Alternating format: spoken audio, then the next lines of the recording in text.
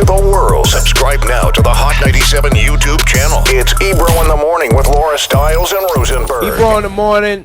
Laura Stiles is on assignment. Y'all know she's pregnant, so she had to go get a checkup. We got Rosenberg, and we got the legend of R&B, Brandy. What's happening? Thank you. Hey, I'm so excited to talk to y'all this morning. Now, I've known Brandy for many, many years, y'all. So we have a off the radar relationship. We check on each other a lot. Brand, you did a great job at Verzuz. Let's get right into that. Thank you so much. I was so nervous. I was gonna ask. So, was it what you anticipated? What were your thoughts going into it? You know what? I didn't really know what my thoughts were. Like I just wanted my music to, I wanted all of my edits to be right. I wanted the music to sound good. So, for the whole week, I was just preparing for the music. But, I hadn't seen Monica in eight years. I hadn't spoken to her, seen her. So I didn't know what the energy was going to be like. I didn't know what to expect. Wow. And then also Verzuz is such a huge platform. It's live. I don't know how many people were going to be watching. So I just wanted, my intentions apparently. What'd you say? Millions, apparently. Yes. Millions. So I wanted my energy and my intentions to come off what they were, which was, celebrating music, celebrating another, amazing artist, and celebrating my music, singing along to her songs. I just wanted people to know that there was unconditional love there. And no matter what has happened in the past, the beef, the feud, all the things that, has come with the Brandy and Monica story, I wanted that to be over with and, and come together. If we go back to The Boy Is Mine, boom, that song, okay? Yes. How did that song happen? Because, now fast forward and after Verzuz, right, you hear, they had beef before, they had beef after, there was beef over the song, there was this. Like, how did the song even become an idea? Whose idea was it, et cetera, et cetera? Well, I was working with Rodney Jerkins and LaShawn Daniels at the time. That was like my crew. Like, I was so blessed to find such a team that I could create this new sound with. And The Boy Is Mine was one of the songs that was created. And it was originally supposed to be just a song, just one of my songs. It was going to be a single for me. But, I was a huge fan, still was a huge fan of Monica's, loved her music, loved her swag.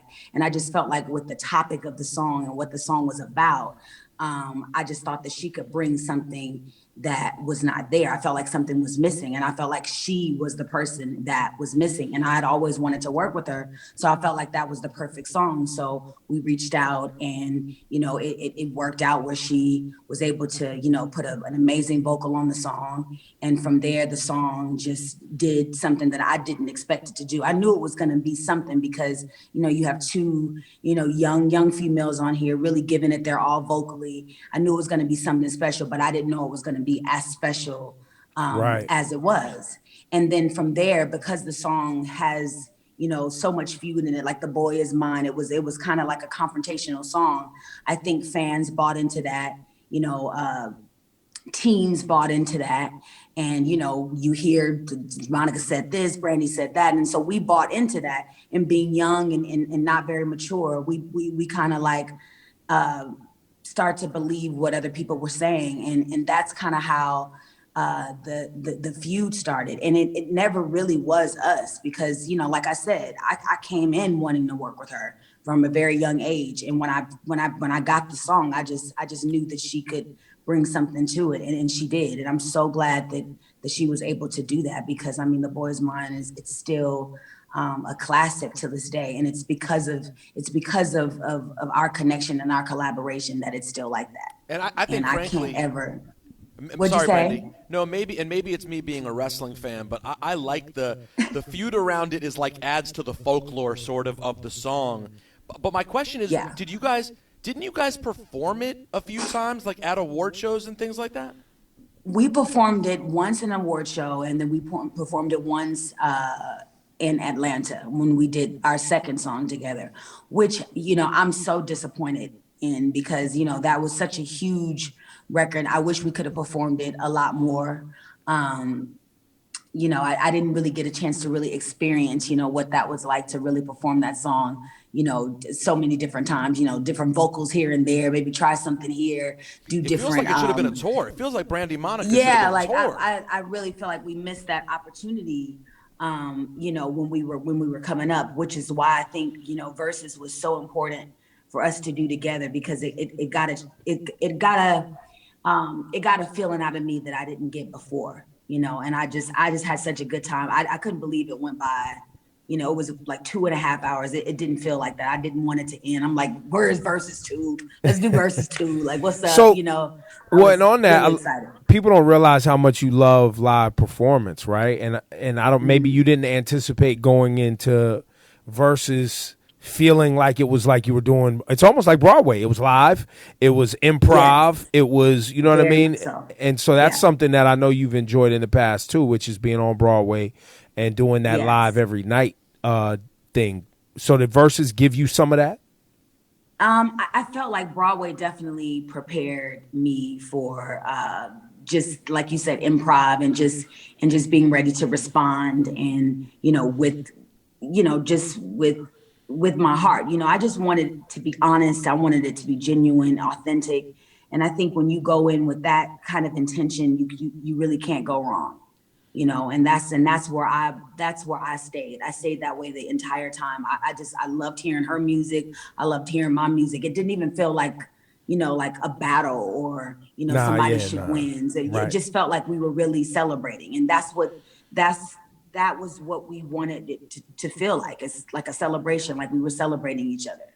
Because in the 90s, it was just her, myself, and Aaliyah. And, we can't get those times back. So I wanted it to feel like we were celebrating each other, honoring each other. There was a point in Versus where I think it was her or you, somebody said, I'm glad we got to talk before, that conversation was just simply to reacquaint or did you guys have to maybe unpack some of the pain of the past? Were there things that needed to be discussed that had never been discussed before? Yes, there were some things that I felt that we should have discussed because, and I want to admit this. There was a time where people were like coming at me crazy on the internet, and I never really was the type of person or the type of artist to kind of fall into that and start clapping back and saying things. But, in this one phase of my life, I just felt like I had this voice and I need to use my voice. I need to start clapping back. I need to start saying what's on my mind. And I've never should have done that. That's just not even, in my spirit. But I did do that. And I felt like I needed to address her about those things, apologize about those things that I said in the media. And then also just things that I felt that we never talked about. I felt that I needed to just say all of that and just to let her know that she was safe and that she didn't have anything to worry about, going on, this platform with me. I would never, disrespect her in any kind of way. I wanted her to know that. And she wanted me to know the same. And we both came to a place where we felt like whatever the beef was, whatever the feud was, it wasn't bigger than our music. It wasn't bigger than what, who we are as vessels to heal, to touch, to bless people. It's something about when me and Monica come together, it's something about that, whether people like to see us together, they just do. It's just, and so I that's what it was about. And so I was happy to have a conversation with her because I felt like it made us both feel more comfortable, being on, live whatever, live stream, live stream. Thank you. I'm from the 90s, child. I'm still trying to get used to these words, but yeah. So it was great, and I thought it was so. It just showed the growth in the both of us, in unity, and being two Black women that has been in this game for such a long time, started around the same time, made history together. I mean, we really needed to show that. We did that for the culture and for other artists that that look up to us. I just think that was big, and I would do it again and again. I would love to work with her in the future as well. So I mean, I just think it opened up a lot of different opportunities for the both of us. And what we got to do to get this Moesha, what do we got to do to get this Moesha TV intro cleared for streaming? Because I picked up on that too, where Cats was like, yo, run the Moesha joint. You was like, I want to, but And I got that from y'all because I heard Rand should do the Moesha. Yeah. Rand should bring her Barbie dolls. Yeah, I said that. Yeah. Cinderella stuff. Like Ebro. But I just didn't trust it. So I just put it at the end of best friend. And then I just didn't want to, it wasn't about, I just didn't want to do anything that seemed like I was trying to upstage or anything. I just didn't want to do anything in that way. I wanted to remind people, the people that love the Moesha that this is about the music. I love the Impossible, song with Whitney, but I didn't want to like do anything that came off, like I was trying to, flex my muscles. I heard some people say you were flexing. I was like, no, I wasn't flexing. I was just trying to, show people that I did a few things coming up in my career, just a little bit, but not too much. I do believe though, and not for the versus battle. This is completely separate. And this is just about you specifically. I do believe that the level you reached as a entertainer on Cinderella, like the fact that there was a black Cinderella. Yeah. You know what I mean? Like that happened. Yeah, that really did. You know what I'm saying? And it happened. And there was a black fairy godmother too. And there was a black fairy godmother. And yeah. You know what I mean? And you had a Barbie doll. Yeah, huge. Like that, you reached the high, like you've done Broadway. Like I don't think people really process how far you were able to take singing and your career. Thank you. Do you feel like people don't get it because it was before the internet era? And it, obviously right now, people begin to remember things, but I don't know if people really put around and understand how far you took it. You know what? I don't think so. I really don't think so. I think, people like you always, try to help remind people, and, a platform like Verzuz, it gave me an opportunity to play songs maybe that people haven't heard, or people that are not, familiar with me. I've been at it for such a long time and things have changed, but I think, I just have so much more to do and I have so much more to give, and I would love to do more, things that are on the theatrical side, musical side. And it's just up to me now to just keep doing what I know how to do and do it to the best of my ability and just keep going. I mean, I think, doing something like Verzuz has just kind of, it's just re-inspired me to do more. And I'm just going to keep going until I can't go anymore. And I'm going to go in the direction of the things that I can do that are passionate to me. And that's singing, acting, dancing all at the same time, touring, all that when it's safe. Like it's, I'm just ready for everything. What song did you play during the Verzuz that you realized you were like, yo, this joint right here, like I know, like for you, like for me, it was Angel in Disguise. Like really? Yeah, I love that record so much. It was always, sweet. It's always been just about my favorite record of yours, but even in that context, it felt so impactful. Was there anyone for you that you really, when you played it, were like, yeah, this is a hammer right here? Well, you know what? I was so excited about my Tupac story. I was so excited about, meeting Tupac and, saying the West Side, the wrong thing. Like I was so young. Like who says West Side to Tupac? You know what I mean? Meeting him for the first time. Him, saying my name in, his Me and My Girlfriend song. And I was 17 at the time. And he was like, 17, like Brandy, you just want to be down. So my cousin Ryan was like, you should put that in the beginning of I Want to Be Down. So I was like, okay. So, we edited for that to happen. I got a chance to tell the story. And then I was able to add a little bit of the I Want to Be Down remix, because that's when the remixes were really popping, in that time. And so I was able to add all of those elements with I Want to Be Down. And I think that was a special moment for me to be able to really actually hear Tupac say that 3 times. I played it 3 times. Like, when did it process for you? Because like obviously, when did it like sort of set in for you how crazy it is that Pac referenced you on a record? Like when did that change from like something that happened to something that's like wow? It was Ray J for me. It's like, and my mom told me not to tell the story on Versus, but I have to tell you guys, as you guys are family, especially Ebro. It's like Ray had to sit me down and he was like, B, do you realize that you were in Pac's last thoughts? I was like, he wanted me to understand that was super important. Like you were in Tupac's, last thoughts. You were on his last album. That means he was thinking about you, B. That means something. So, that stuck with me forever. And, I met him once and he was one of my favorite artists. And so it definitely over the years, it started to sink in. And then to be able to, put it together on Verses and really, for the people who never knew, to share that with them was definitely something I was so excited about. And I was so proud of the edit. And I was like, yes, I actually wanted to send that to you, Ebro, to see if you approved it. Like if you well, because I had hit Brandy on the side like, yo, like, focus. Where's your playlist? Where's your playlist? You focus? And she was like, nah, I got a DJ. I was like, all right, you good, but yes. And I'm like, come with them heat down? rocks. I can't come, but I can. It's like, you need to help me with that. Nah, I was like, I can't be there.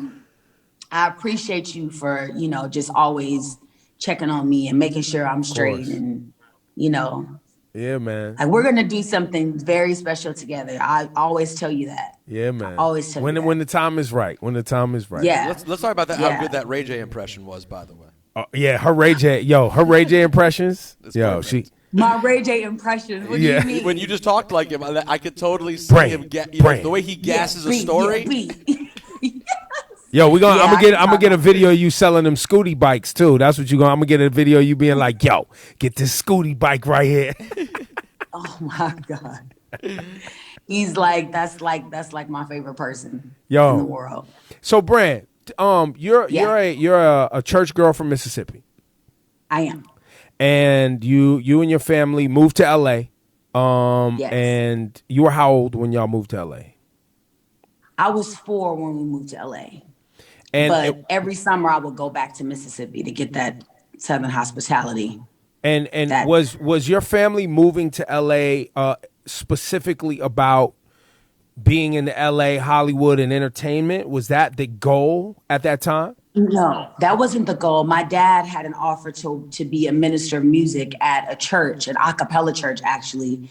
And it helped Ray J and I tremendously because that's where we learned how to sing in harmony. And so it was the best move for my family in terms of just, opportunity, having a different life and opportunity. And then it just kind of, once you discover that you can sing and that, you have, a talent that your dad believes in, then you want to start to get out there and try to make something of yourself. And I started very young. I just wanted to get out there and sing songs and have a band and all of that, just from being in church and singing and seeing, how people were moved in church whenever we would sing with the choir and things like that. Well, the reason I ask is because when we look back on the Brandy story, you were this young, bright-eyed young girl who went on to have, as you just talked about, Pac talk about her in a record. One of the most legendary remixes probably in hip hop history, and have like the hottest women in rap at the time. And you're this young girl that's just like living in the moment. Yes. When you look back at that young girl and you look at the woman you are today, the transition is often hard in living in the spotlight, right? It is. Do you feel like you're on the other side now? Like you've really become adult Brandy, the pain and struggle of the past, you can see it. It's in the rear view mirror, but the future is clearer now. Where are you in that? Because we see a lot of child stars struggle with that adult transition. Yes, I mean, and I did struggle. I mean, it's one of the hardest things to do. It's hard to grow up in front of the world. It's hard to live life and make mistakes and be judged for the mistakes that you make when you're just trying to learn who you are. That's a very difficult thing to do. I think that I'm an anomaly in a way. You know, I've gone through so much. I've endured so much, but somehow I've been able to maintain my sanity, even though I've done a lot of work on my mental health and just my connection with God, and just trying to just make as many right choices as I can, because I do have a daughter that's watching me and I have to lead by example. But I've had some very, very tough times in different phases in my life, and I've had to come through them, and some of them I've had to come through publicly and a lot privately. But I've been very blessed to be able to do what I love to do, and be able to use music as a way to get through some of the things that I've had to go through. But I definitely think I'm on the other side. I think I'm on the right path. I'm not perfect, but I'm definitely on the path. Like, if I make a mistake, I'm gonna make a mistake and get up and get back on the right path. I'm not gonna make a mistake and then fall off and then just go completely left. I think I'm past that.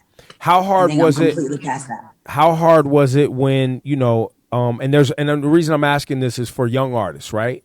There's young artists right now. They're popping. Streams are popping. Songs on the radio's crazy. You lived that. You also lived when things started to slow down, and every song you throw out, it's not moving like the other ones, and your audience has matured, and they're not buying music at the same active pace as they did when they were 18 to 24.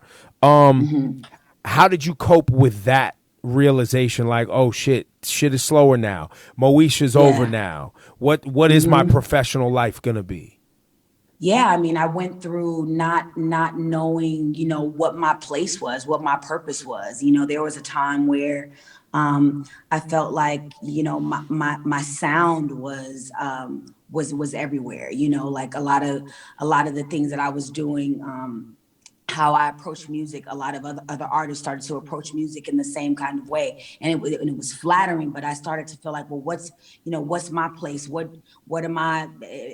Do I still have it? Is this something that I'm still supposed to do? Of course, I went through that, but my definition of success is just completely different. It's just I feel like my gift and the things that God has given me, it's about healing people, touching people. And if I touch one person, I've done my job. You know what I mean? Because my intentions is to go in the studio and make music for people to heal, make music for people to feel inspired. And if I reach the masses, great. If I don't, if I reach who I reach and it helped them, that's what it's about. What is for me, and nothing can stop that. Yeah, once you change that definition of success and what you're going for, it definitely clears a path for you to be fulfilled moving forward. Yes, absolutely. And I'm not chasing anybody else's dreams. I have my own dreams, I have my own visions, and there are ways that I feel are unique for me to reach as many people as I'm supposed to reach, and I'm okay with that. I'm okay with what my purpose is. And as long as I keep going, as long as I keep myself looking great, and I keep my voice in shape, and sing the kind of songs that I feel that are special to me and that are truthful and honest to me, I can't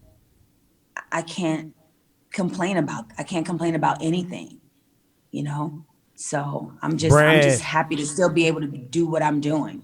Brand. What? Brand. Yo, the new album B7, she gets into a lot of these conversations. You talk about, I guess, failed relationships. You talk about the Bipolar is a record on there where clearly somebody you was dealing with some mental health issues. Yes, me too. And borderline. Like my entire B7 album is a very personal journey about my mentality, my heart, how deep I can love, how hard I can go in love. I just really purged and just let it all out on this album. I approached it like if this was my last project, like I got to be able to, get it all out. And that's what I did. And I'm so thankful for like the platform, just even talking to you guys today, it's just going to bring more awareness to B7. And I think that, right now people need, good quality music to heal, to change their mood up, to make them feel good. I want to play that Daniel Caesar joint right now, too. Let's play that Daniel Caesar. All right. Yo, Brand, it's great to see you. It's great to see you, too. I Take love care of you. And Rosenberg, you was a little quiet today. You usually are more talkative, but I'm like a huge fan of you and Laura. So it's been a long time. Ebro is just my fave. He's my favorite. Like, listen, love, Brand.